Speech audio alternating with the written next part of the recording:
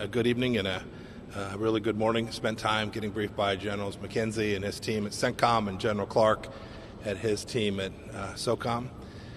The purpose of my visit was to come down here and make sure that the State Department and the Department of Defense were deeply coordinated across a whole broad range of issues. We certainly discussed the ongoing tension in the Gulf, but we talked about a much broader range of issues.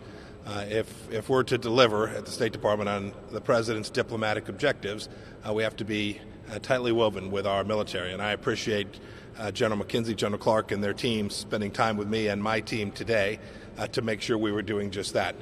We had extensive conversations about tactical, operational, strategic levels of work between our two organizations to make sure that when we present options, alternatives, policy recommendations to President Trump, we're doing so in a way that is coherent and consistent and leads the President to a fuller understanding of the challenges and opportunities connected to decisions that he makes.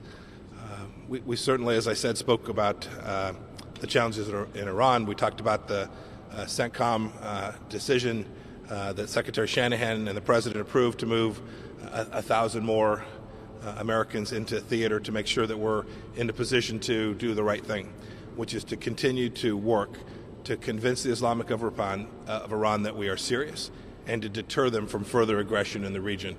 It's been our mission since the beginning of this administration to convince the Iranian regime not to move forward with their nuclear program and not to continue to engage in development of their missiles and all the other activities, the malign activities that they've been engaged in around the world. That's why we put in place the pressure campaign that's now been ongoing for a year and a couple months.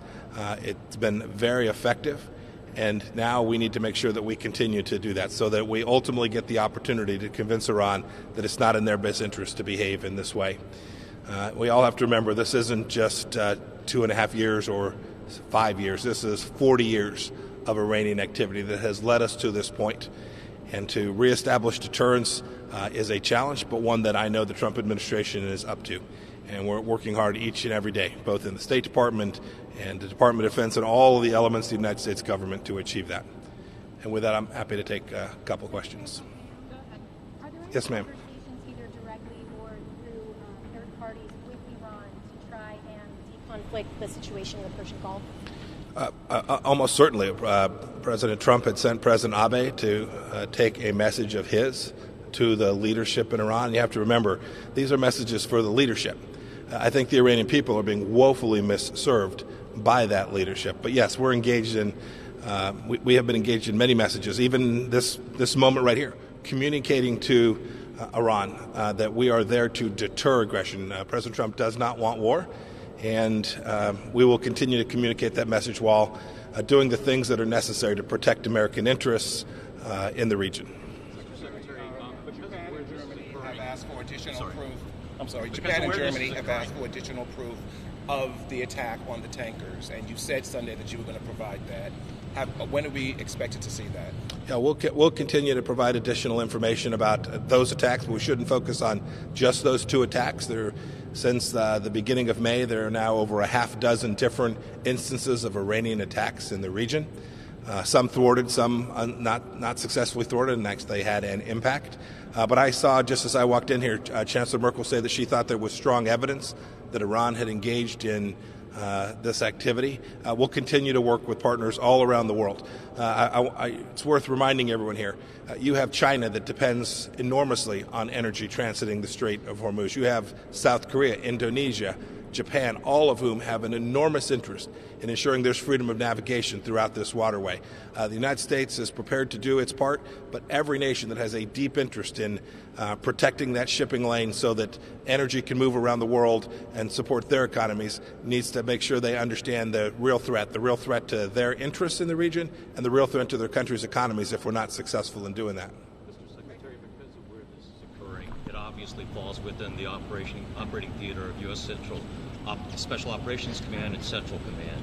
What do you say to the families of the men and women who work within those commands about how they should prepare themselves for what may come over the next year or 2 years?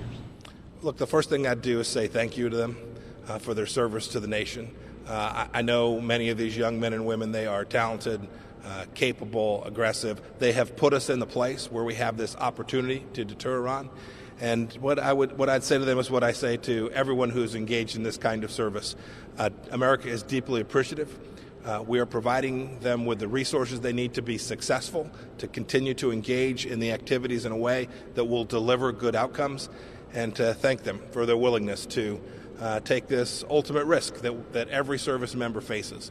I remind my diplomats all around the world, they too face threats to themselves and to their families. And when I get a chance to talk to those officers at the State Department, those diplomats, I tell them the same thing I'd like to share with the families that are here at CENTCOM and at SOCOM. Thank them for their amazing professionalism work and their willingness to serve America at these challenging times. Mr. Secretary, you've said many times that the U.S. is not seeking war with Iran. But President Trump said this week that he would consider going to war over Iran obtaining nuclear weapons.